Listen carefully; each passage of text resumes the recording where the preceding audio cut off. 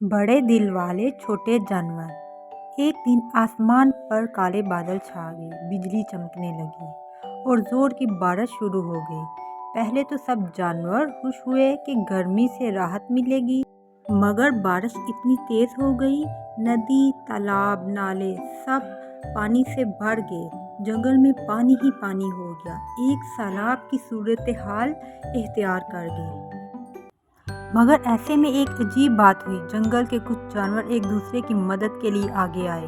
सबसे पहले एक छोटे से मेंढक जिसका नाम पीकू था, उसने चूहे को अपनी पीठ पर बैठाया और खुश्क टीले पर ले गया और मुस्कुराकर मेंढक ने कहा, डरो नहीं, हम साथ हैं। फिर एक कछुआ, इसकी कमर सख्त और बड़ी थी, उसने 3 छोटे खरगोशों को अपने ऊपर सवार कर लिया और आहिस्ता आहिस्ता पानी के बीच चलने लगा। एक प्यारा सा रंग बिरंग तोते ने सब जानवरों को खबरदार किया, ऊपर पहाड़ी की तरफ आओ, वहाँ पानी नहीं पहुँचा। सब जानवर चंगू की आवाज़ सुनते ही इसकी तरफ बढ़ने लगे। रास्ते में एक नन्हा सा बच्चा हाथी जिसका नाम मोटू था, तेज पानी में फंस गया, उसे बहा कर ले जाने लगा था।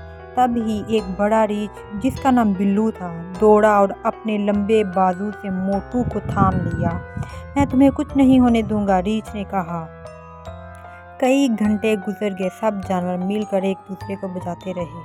किसी ने अपनी पुश्त दी, किसी ने बाजू, किसी ने आवाज़, किसी ने हिम्मत की। आखिरकार सब महफूज पहाड़ी पर पहुंच गए। जब बारिश रुकी और सूरज निकला, सब थक कर बैठ गए, मगर उनके चेहरों पर मुस्कुराहट थी।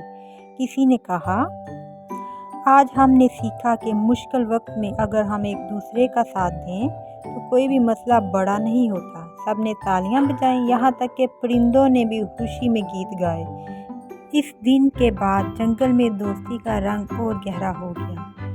इस कहानी से सबक मिलता है, मुश्किल वक्त में एक दूसरे की मदद करना सबसे बड़ा काम है, चाहे कोई छोटा हो या बड़ा। अगर नीयत नेक हो तो सब हीरो बन जाते हैं।